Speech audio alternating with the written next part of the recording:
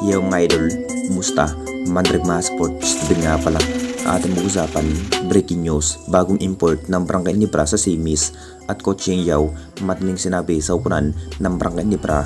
So 2 araw na nga lang po ang bilang dahil magtutuos na nga rin ang upunan ng ating Jing Kings kontra sa upunan ng Reno Ocean Elasto Painters. Siguradong matinding laban na nga rin ang makakaharap ng ating Barangay Nibra.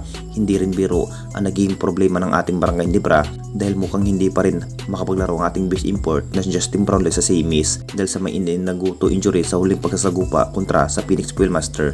Marami pa rin ang sasabi mga idol na para bang mukhang papalitan muna ang ating base import ng Barangay Nibra sa Simis. Ito na nga bang dahilan kung bakit namilipit sa sakit ang ating base import, pero inamin pa rin sa ating base import na si Justin Brownlee unting-unting gagaling na rin ang kanyang injury. Mukhang tuloy pa rin ang laban kontra sa Reno Ocean Elasto Painters sa May 20. May 2 araw na nga rin ang kinahihintay ng lahat bago magsisimula ang semifinals. Siguradong mainit na laban na nga rin ang magaganap kung sakaling hindi pa rin healthy ito si Justin Brownlee. Siguradong agad ding papalitan muna ng pansamantalang import. Pero sa lagay nga sa ating base import na si Justin Brownlee, okay pa naman ang ating base import na si Justin Brownlee at hindi napuruhan. Pinatunayan pa rin na siya pa rin ang magiging import sa semifinals kontra sa Reno Ocean Elasto Painters. Mas hinahandaan pa rin sa ating base import na si Justin Brownlee ang magaganap na laban dahil isa na nga rin ang Reno Ocean Elasto Painters pagdating sa bindidriya at lalo na rin sa kanilang import na si Johnson's mga idol.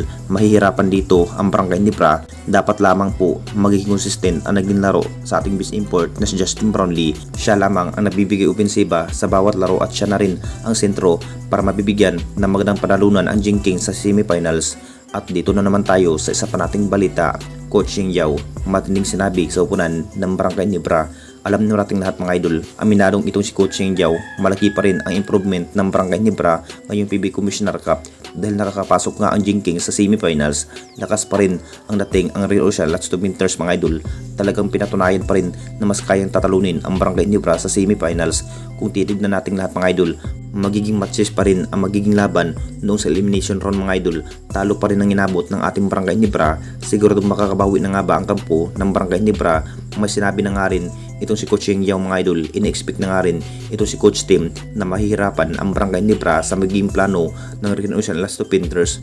Gagawin pa rin ni Coach Yeng Yao ang lahat para sa finals. Hinahangad pa rin ang dalawang kampo kung sino na nga ba ang karapat-dapat sa finals.